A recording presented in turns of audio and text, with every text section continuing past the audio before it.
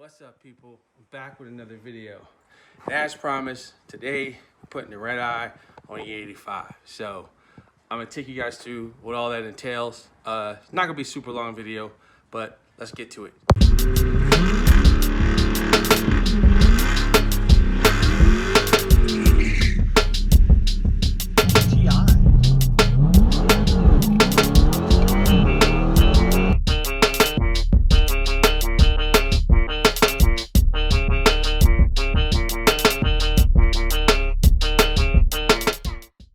First things first, man. You have to put the injectors in.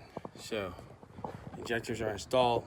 You see these right here, ID 1300. Since I'm running stock boost, and it's not really too bad, man. I'll go through the steps of what you need to do here.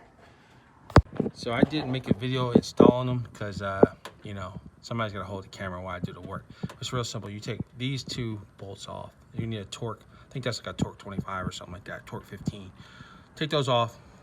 Do the other side too, loosen the whole thing up, and then you'll be able to pull these out, pull your injectors out. They have some clips that hold them on.